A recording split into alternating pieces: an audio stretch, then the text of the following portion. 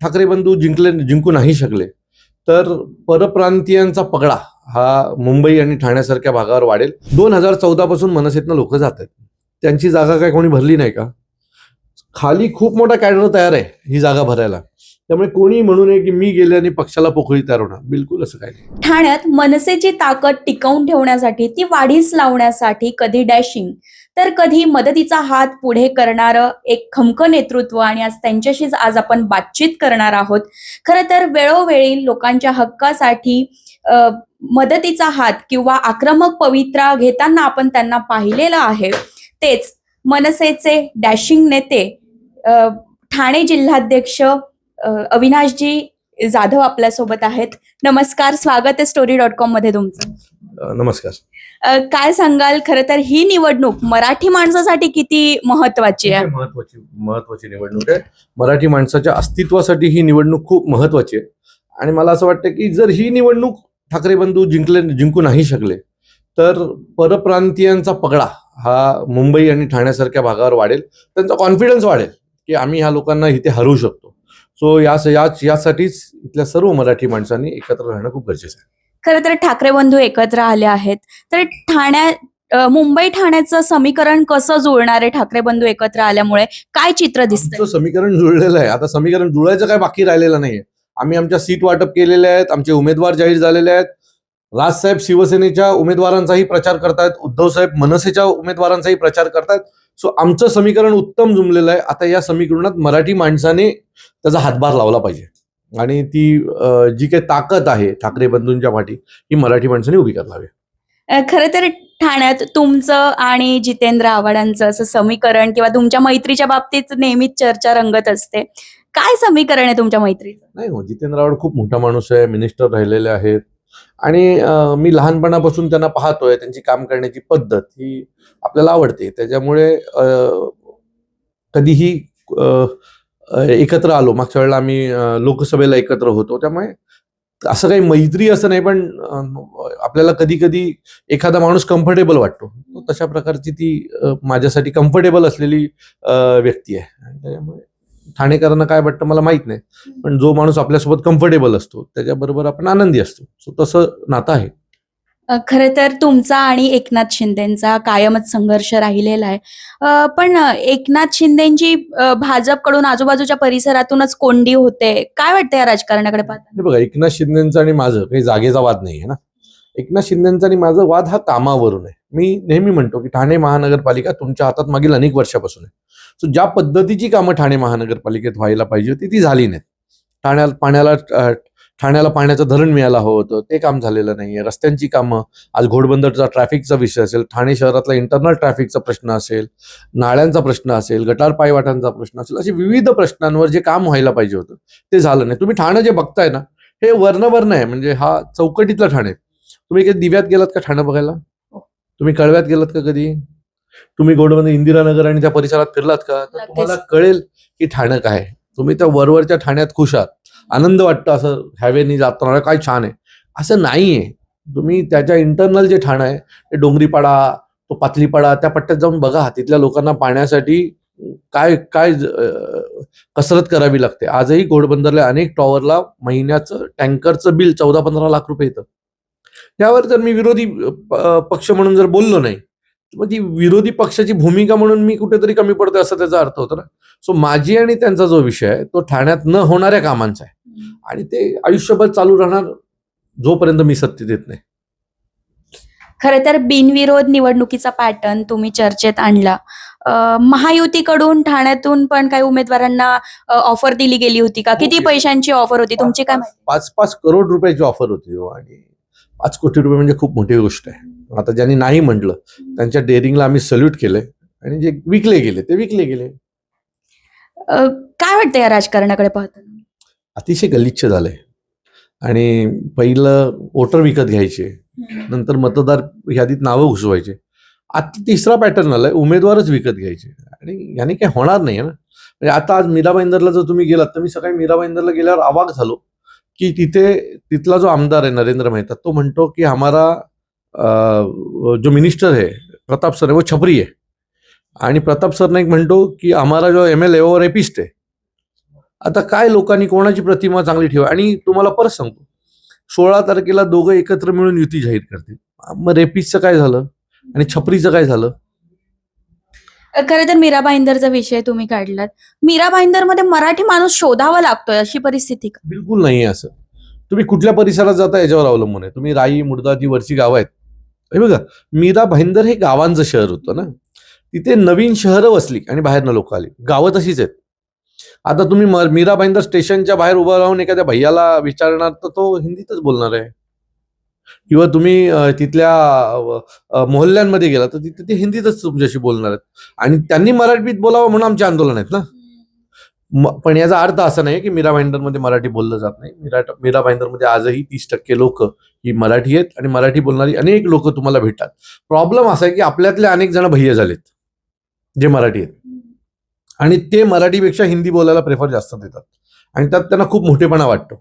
So जर हा मराठी भैयांचा टक्का कमी झाला ना तर मराठी बोलणाऱ्यांचा टक्का तिथं आपोआप वाढेल.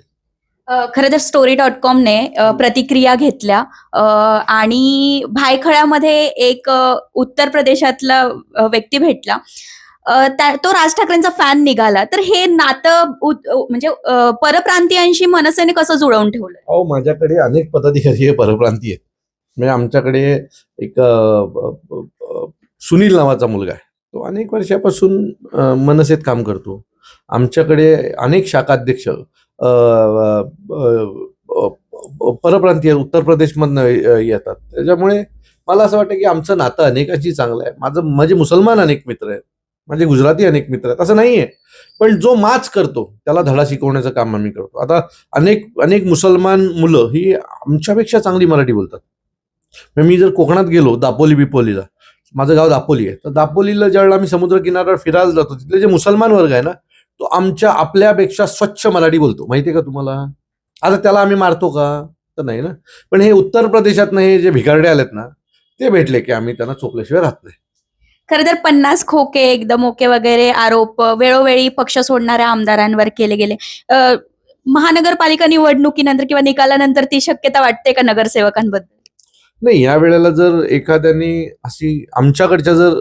असं करायचं काही ठरवलं तर मला वाटतं त्याला जग सोडावं लागेल. त्याच्यामुळे त्यांनी अशी कुठलीही हिंमत करू नये. कारण या वेळेला आम्ही काही कोणाला माफ करणार नाही. तर ही आम्ही दिलेली चेतावणी समजा की माझी माणसं फोडायचा प्रयत्न करू नका. आणि जर फोडलात तो माणूस तिथे राहील की नाही याची गॅरंटी मला नाही. खरं तर ठाण्यात मनसेची मोठ बांधण्यात तुमचा एक मोलाचा वाटा सुद्धा ठरलेला आहे. तुम्ही पक्षाशी एकनिष्ठ आहात, पण वेळोवेळी बऱ्याचदा पक्षाची साथ अनेकांनी सोडली आहे. काय वाटतं? मला असं वाटतं ज्याला एखादी गोष्ट मिळाली नाही की तो पक्षाची साथ सोडतो. आणि तो हा व्यक्ती दोष आहे ना. त्याला तुम्ही आणि मी काही नाही करू शकणार. पण गेल्याच्या नंतर काही माणसं उभी नाही का राहिली? 2014 पासून मनसेतनं लोक जात आहेत. त्यांची जागा काय कोणी भरली नाही का? खाली खूप मोठा कॅडर तयार आहे ही जागा भरायला. त्यामुळे कोणी म्हणू नये की मी गेल्याने पक्षाला पोकळी तयार होणार. बिलकुल असं काही नाही. खरं तर मनसेने म्हणजे बऱ्याच वेळा भूमिका बदलल्या आहेत वेळोवेळी. तर हा सुद्धा आरोप केला जातो मनसेवर.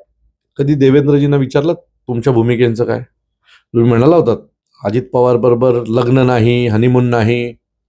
मग आज त्याच अजित पवारांबरोबर तुम्ही आहात. अशा अनेक गोष्टी तुम्ही केलेल्या आहेत. आणि आम्ही भूमिका बदलली म्हणजे काय केलं? राजकारणात एक सिच्युएशन असते, एक वेळ असते, त्या वेळेला समोर आलेले विषय असतात, त्या विषयावर आपण भूमिका घेतो आणि कालांतराने कळतं नाही ही भूमिका थोडीशी चुकीची जाते. त्यावेळेला आपण ती भूमिका सुधारतो ना. त्याला भूमिका बदलणं म्हणत नाही ना. आणि आता टोल नाक्याचा आमच्यावर आरोप झाला. 2012ला आम्ही टोल नाक्याचं आंदोलन सुरू केलं. त्यावेळेला 64 टोल नाके बंद झाले. हे श्रेय देखील मनसेचं होतं ना. मी उपोषणाला बसल्याच्या नंतर सन्माननीय राजसाहेबांनी त्यात सहभाग घेतला आणि मुंबईचे टोल नाके बंद झाले ना. मग आम्ही भूमिका कशी बदलली? बऱ्याचदा राज ठाकरेंची साथ अशा टप्प्यावर सोडली गेली आहे की जेव्हा पक्षाला एक बांधिलकीची गरज होती किंवा एक मजबूततेची गरज होती. अलीकडचंच उदाहरण घेतलं तर आता संतोष धुरींनी पक्ष सोडला. वेगवेगळे आरोप त्यांनी पक्षावर केले. अशी पाळी मनसेवरच काय? संतोष धुरीने का केलं हे त्याचं उत्तर मला वाटतं संतोष धुरी नीट देईल. आणि तिकीट मिळाली नाही की लोक असं करतात. त्याला तुम्ही मनुष्य दोष येतो. त्याला तुम्ही आणि मी काही नाही करू शकत. संतोष धुरींनी पक्षावर आरोप केला होता की सरेंडर केला मनसे म्हणून. अहो, सरेंडर करायचं असतं तर लोकसभेला केलं असता. लोकसभेला आपल्याला 2 खासदारकीच्या तिकीट आम्हाला देत होते शिवसेनेच्या चिन्हावर. त्यावेळेला नाही सिलेंडर केला तर महानगरपालिकेच्या नगरसेवकांसाठी राजसाहेब सिलेंडर होतील का हो? सोडा ना, कोण कोण आरोप करतो आणि किती महत्व दिलं पाहिजे एवढं पण कळलं पाहिजे ना आपल्याला. खरं तर लोक सपोर्ट करतात वेळोवेळी, म्हणजे लोकांच्या तोंडून बऱ्याचदा राज ठाकरेंचं, मनसेचं कौतुक होतं, पण ते मतदानामध्ये रूपांतरित होत नाही का? परत सांगतो, तुमचा अभ्यास कमी असतो. का नाही मतांमध्ये रूप? मला 44,000 मत आहेत. राजू पाटीलला जवळजवळ 80,000 मत आहेत. बाळा नांदगावकरांना 83,000 मत आहेत. ही मतं नाही आहेत का तुमचं मत आहे? निवडून आलं म्हणजेच मतं होतात का? महाराष्ट्रात मनसेला 20 लाखाच्या वरती मतदान आहे. हे काय? आम्ही हे 3 पक्ष पहिले एकत्र असायचे. शिवसेना, भारतीय जनता पक्ष आणि काँग्रेस, राष्ट्रवादी असे 3 जण मिळून त्यांना 90,000 मिळायचे. शिवसेना, काँग्रेस आणि राष्ट्रवादी काँग्रेस असे मिळून त्यांना 70,000 मिळायची. आम्ही एकटे लढून आम्हाला 44-45,000 मतं मिळायची. सो हे वाईट आहे की चांगलं आहे? आता हे तुम्ही सांगा मला. खरं तर 2 भाऊ एकत्र आलेले आहेत. 2 भाऊ एकत्र आलेले आहेत. आज संयुक्त सभा सुद्धा होणार आहे त्यांची. तर याचा काय परिणाम मराठी माणसावर होईल आणि मतदारांवर? खूप मोठा परिणाम झालेला आहे. जर तुम्ही पण मराठीच असाल ना, ज्या दिवशी दोघं भाऊ एकत्र आले त्यावेळेला कुठेतरी डोळे पाणावले ना. सो हा परिणाम प्रत्येक घराघरात झालाय आणि एक मत एकदा आता या दोघा भावांसोबत उभं राहूया असं लोकांचं मत झालेलं आहे. त्यामुळे लोक पावसासारखं मतदान करतील. अनेक दिग्गज पडलेले तुम्हाला दिसतील. ही गाठ चिरकाळासाठी असेल, कार्यकर्त्यांना काय विश्वास आहे? आम्हाला माहिती आहे, पूर्ण खात्री आहे की मराठी माणसासाठी जर एकत्र आलेले आहेत तर ती चिरकाळ असेल. कारण आमची अभद्र युती नाही आहे. आमची विचारधारा एक आहे, आमचा DNA एक आहे. त्याच्यामुळे ही चिरकाळ युती असेल एवढं नक्की. खरं तर तुम्ही टोलनाक्याचं आंदोलन असेल, हनुमान चालीसा पठण असेल, या सगळ्या गोष्टीत एक अग्रेसिव्ह भूमिका घेण्यात दिसला होतात, अग्रेसिव्ह पद्धतीने पुढे आलेला होतात. ठाण्याची जनता काय म्हणते आता निवडणुकीच्या वेळी? ठाण्याची जनता काय म्हणते? ठाण्याच्या जनतेला आता बदल हवा असेल आणि बदल हवा असेल तर ते आम्हाला मतदान करतील. काय ना, लोक मतदान करतात आणि 5 वर्ष त्यांच्या लक्षात नसतं की मी मतदान केलं, माणूस करतोय काय. आमचं मत एक सतत असत्याच लोकांना मतदान करण्यापेक्षा नवीन चेहऱ्यांना संधी द्या, तरुण मुलांना संधी द्या, जेणेकरून काहीतरी उत्तम होईल या शहरामध्ये. गल्लीतल्या महानगरपालिकेची निवडणूक ही वॉटर मीटरवर होते, बरोबर आहे. वॉटर मीटर गटर याच्यावर होते. तुम्ही त्याच्यासाठी दिल्लीत काय चालू आहे याच्यावर जर तुम्ही महानगरपालिकेचं मतदान करणार असाल तर तुम्ही सुशिक्षित असलेले अशिक्षित आहात. तुम्ही इथल्या लोकल मुद्द्यांवर तुमचं मतदान झालं पाहिजे. काम करणाऱ्या चेहऱ्यांना संधी दिली पाहिजे. मनसे कोणते मुद्दे घेऊन ठाण्यात उतरलेली आहे निवडणुकीत? विकासाचा मुद्दा आणि मराठी माणसाचं हित, हे 2 आमचे मुद्दे आहेत. ते घेऊन आम्ही पुढे जाणार. ठाण्यासाठी काय विजन? ठाणे हातात देऊन बघा, तुम्हाला सुंदर ठाणे, तळावांचं ठाणे जे आहे ते 5 स्टार ठाणे केल्याशिवाय आम्ही राहणार नाही. ठाणेकरांच्या अपेक्षा पूर्ण करण्यासाठी तुम्ही किती सकारात्मक आहात? मी नेहमी सकारात्मक असतो. सत्तेत नसतानाही आमचा प्रयत्न असतो की प्रत्येक ठाणेकर जर आमच्या दारात आला असेल तर त्याची ती अपेक्षा आहे ती पूर्ण करावी. खरं तर आता तुम्ही ठाणेकरांना आवाहन काय करणार आहात या निवडणुकीसाठी? ठाणे हे मराठी बहुल एरिया आहे आणि या वेळेला जर मुंबई आपल्या ताब्यात ठेवायची असतील तर ठाकरे बंधूंची गरज आहे. त्यामुळे ठाकरे बंधूंच्या पाठीशी खंबीर उभे राहा.